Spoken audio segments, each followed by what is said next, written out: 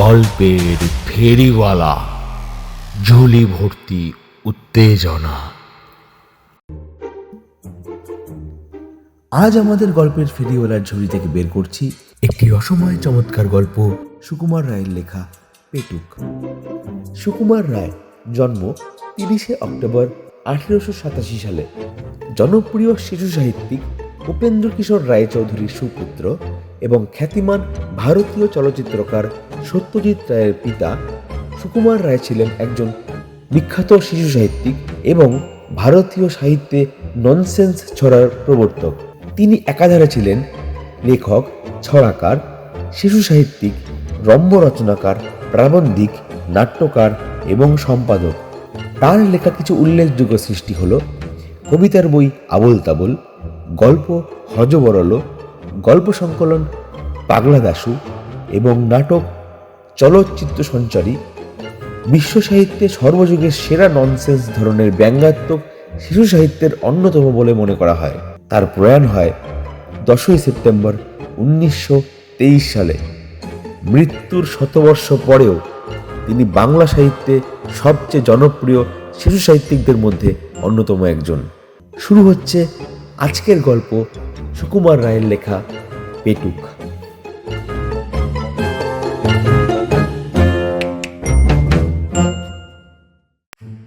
হরিপদ, ও হরিপদ। হরিপদের আর সাড়াই নেই। সবাই মিলে এত চেঁচাচ্ছে, হরিপদ আর সাড়াই দেয় না। কেন? হরিপদ কালা না কি? কানে কম শুনে বুঝি? না, কম শুনবে কেন? বেশ দিব্যি পরিষ্কার শুনতে পায়। তবে হরিপদ কি বাড়ি নেই? তা কেন? হরিপদের মুখ ভরা ক্ষীরের লাড়ু, ফেলতেও পারে না, গিলতেও পারে না। কথা বলবে কি করে? আবার ডাক শুনে ছুটে আসতেও পারে না, তাহলে ধরা পড়ে যাবে। তাই সে তাড়াতাড়ি লাড়ু গিলছে আর জল খাচ্ছে, লাড়ু গিলছে আর জল খাচ্ছে। আর যতই গিলতে চাচ্ছে তত গলার মধ্যে লাড়ুগুলো আঠার মতো আটকে যাচ্ছে। বিষম খাবার জোগাড় আর কি। এটা কিন্তু হরিপদের ভারী বদভ্যাস। এর জন্য কত ধমক, কত শাসন, কত শাস্তি, কত সাজাই যে সে পেয়েছে, তবু তার আক্কেল হলো না। তবু সে লুকিয়ে চুরিয়ে পেটুকের মতো খাবেই। যেমন হরিপদ তেমন তার ছোট ভাইটি। এদিকে পেট রোগা, দুদিন অন্তর অসুখ লেগেই আছে। তবু হ্যাংলামি তাদের আর যায় না। যেদিন শাস্তিটা একটু শক্ত রকমের হয়, তারপর কয়েকদিন ধরে প্রতিজ্ঞা থাকে, এমন কাজ আর করব না। যখন অসময়ে অখাদ্য খেয়ে রাত্রে তার পেট কামড়ায়, তখন কাঁদে আর বলে, আর না, এইবারই শেষ। কিন্তু দুদিন না যেতেই আবার যেই সেই। এই তো কিছুদিন আগে পিসিমার ঘরে দই খেতে গিয়ে তারা জব্দ হয়েছিল। কিন্তু তবু তো লজ্জা নেই। হরিপদর ছোট ভাই শ্যামাপদ এসে বলল, দাদা, শিগগিরই এসো, পিসিমা এইমাত্র এক হাঁড়ি দই নিয়ে তার খাটের তলায় লুকিয়ে রাখলেন। দাদাকে এত ব্যস্ত হয়ে এই খবরটা দেওয়ার অর্থ এই যে, পিসিমার ঘরে যে শিকল দেওয়া থাকে, শ্যামাপদ সেটা হাতে নাগাল পায় না। তাই তার দাদার সাহায্য দরকার হয়। দাদা এসে আস্তে আস্তে শিকলটা খুলে আগেই তাড়াতাড়ি গিয়ে খাটের তলায় দইয়ের হাঁড়ি থেকে এক খাবলা তুলে নিয়ে খপ করে মুখে দিয়েছে। মুখে দিয়ে চিৎকার, ওরে বাবা রে, চলে গেল গো, ওরে বাবা। কথায় বলে ষাঁড়ের মতো চেঁচাচ্ছে।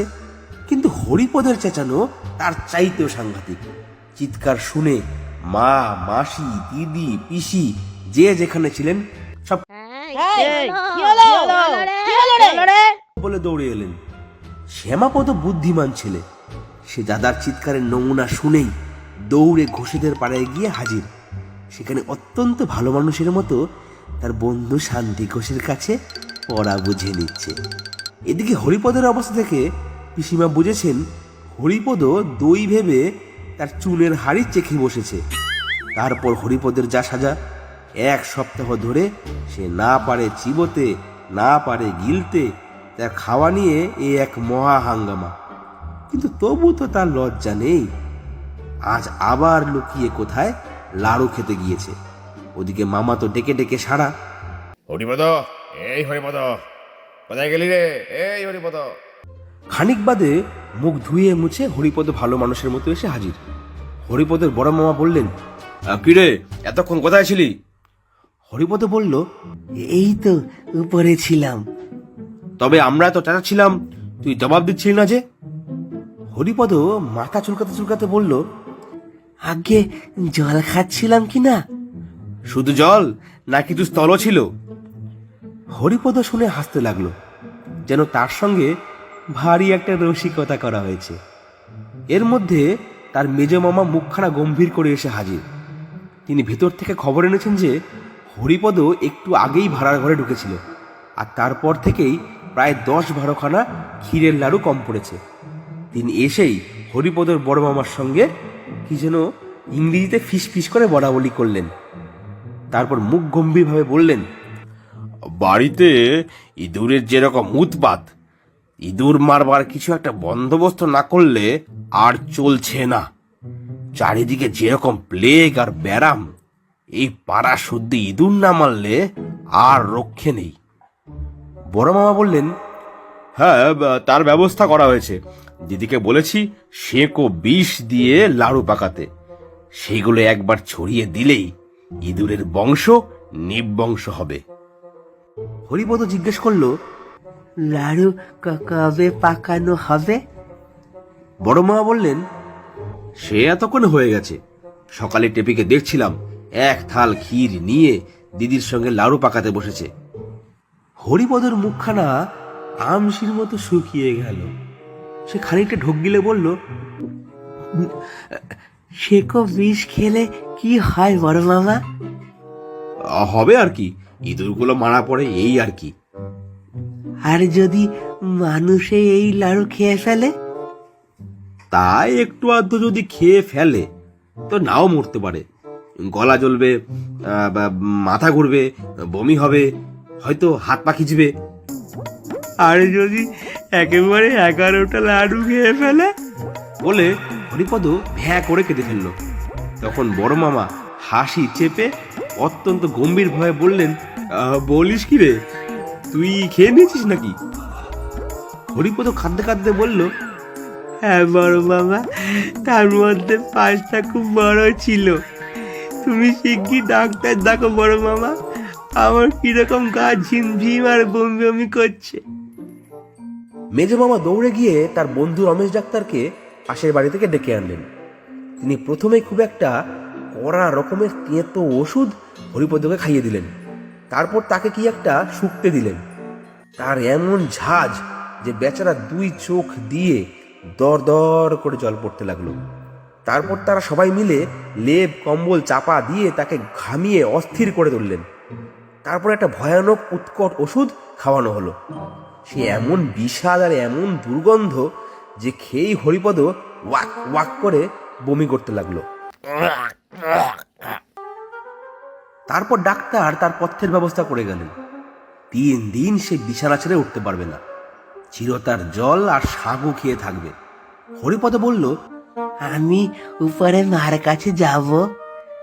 ডাক্তার বললেন, না, যতক্ষণ বাঁচবার আশা আছে ততক্ষণ নাড়াচাড়া করে কাজ নেই, ও আপনাদের এইখানেই থাকবে। বড় মামা বললেন, হ্যাঁ, মার কাছে যাবে না আরো কিছু?